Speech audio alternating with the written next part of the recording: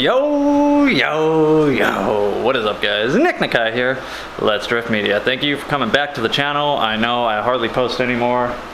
Thought having this new day shift I'd have more time, but seems like it don't matter. But anyways, wanted to give you guys an update on the S14 KAT.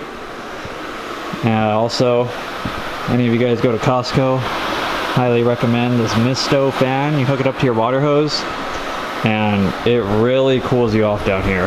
Not sponsored, but I just got this and it has made a big difference in the garage in this 100-degree weathers. But anyways, we got the car here. I think last time you guys saw I had to pull the trans to replace the flywheel. Got that all handled. Took it back to the dyno.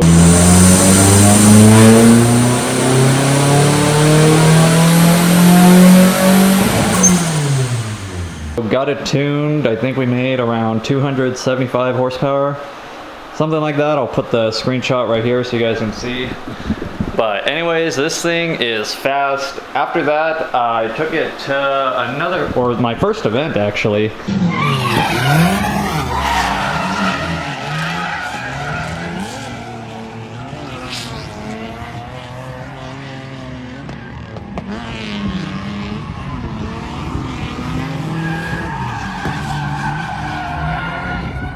And had some issues. One, the exhaust manifold, before I installed all this heat wrap and the turbo blanket, was so close and getting so hot to the brake line, I actually boiled my brake fluid and lost all brakes, which was really scary. So that was a learning experience. So you can see I put some heat wrap, I put this master cylinder brake shield, I put some heat reflective tape around the brake booster.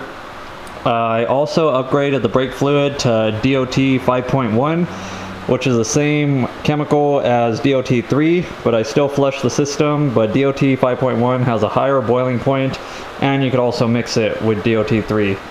So that fixed that problem. Another problem I had, the turbo actually backed off. The turbo 2 manifold, the studs in the manifold and the nuts came loose. So by the end of the first drift day, I only had one stud connecting the turbo to the manifold. So I basically had no boost. It sounded like I had a fat exhaust leak. Car pretty much felt like a stock KA. So figured that out, welded the exhaust studs to the manifold, and I got some manifold nut locking tabs from Injuku Racing. I'll put a picture up. And yeah, another upgrade I did was put thicker spark plug wires, because we were thinking last time we're losing spark because I had some little baby boy spark plug wires, the stock ones on there. I put an oil catch can. One thing I noticed, I was getting a lot of oil blow-by coming out of the PCV hose port. I just had this open and it was spitting out a lot of oil, so took care of that. Underneath in the intake manifold, the 4 ports for the EGR, the recirculation, I just put silicone in there originally to plug them. When I was NA, that was no problem, but after going turbo, those ports, all 4 of them blew out and it was spitting a bunch of oil out, and then basically created a giant vacuum leak because there was 4 open ports in the intake manifold.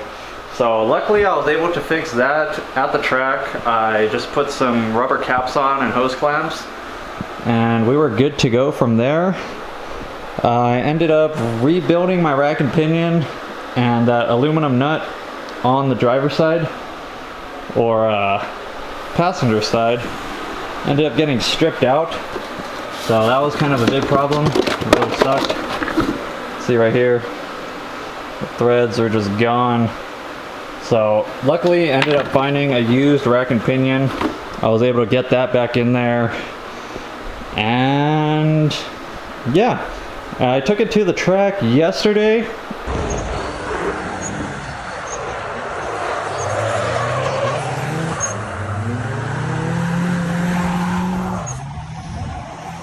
And the car performed pretty well.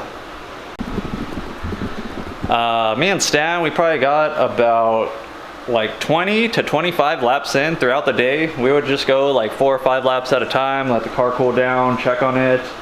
I was having no problems at all until one lap I went out there. The car was performing amazing, felt super fast, and the following lap felt like it just had no power, and I started hearing a knocking noise. So that's the bad news, guys. I'll start it up, but I'm pretty sure we're thinking rod knock. Feel free to comment what you guys think, but let's check it out. Which did suck too, because I had a brand new set of tires. I didn't even go through, had another set. I only went through a couple sets, then had this problem. But it is what it is. The stock bottom end has never been rebuilt, just the top end, so.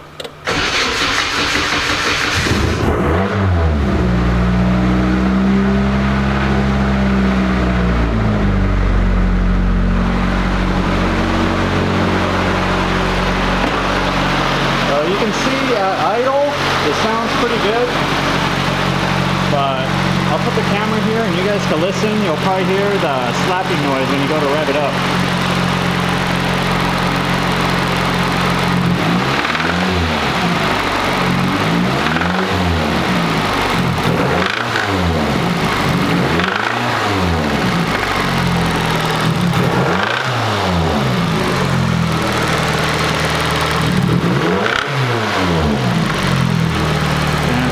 Right now, it doesn't even seem like it's boosting.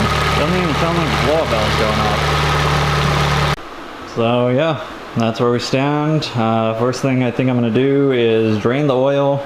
I mean, I planned on pulling this motor and putting fully built internals in it eventually, but I was hoping I'd get more than 30 laps out of this bitch before having to pull it and rebuild it. But definitely some kind of engine mechanical failure in there. I'm sure you guys heard it loud and clear on the camera. But yeah, also not getting any boost, which is not sure if it's another problem. I don't think if I had rod knock that would prevent me from boosting. But again, the knock sensor, if it's detecting engine knock, could be preventing it from boosting. So yeah, guys, that's where we stand. Yeah, let me know in the comments what you think, but from what I'm thinking, a lot of my buddies are thinking it's rod knock, so just sucks, man. But I knew this wasn't gonna happen. My plan originally was to wait for this thing to blow up and then go fully built, forged internals, everything, might as well go coil and plug, probably run a little bit more boost. But in my head, I was thinking, you know what, I'll probably get like a year out of this thing, more than 2 events, but it is what it is. This KA has been through a lot, and I'll be honest, before, I really didn't even take that good care of it. We would just go to the drift events, drift all day, hot lapping, beating the fuck out of it, and just doing oil changes. And it has gone through a lot, so it hasn't done me that dirty, but I knew problems were gonna happen going turbo, and it is what it is. So hopefully you guys can learn from some of my mistakes. This will also give me some more content for the channel, since I have been working on this car a lot. I'll try and keep you guys in the loop of what's going on. So that's pretty much it for this episode. I think I'm probably gonna start tearing into this, taking some stuff off, getting the motor prepped to pull, disconnect the wire harness, stuff like that. But yeah, guys, thank you guys for watching if you made it this far, and I'll catch you guys later. Peace!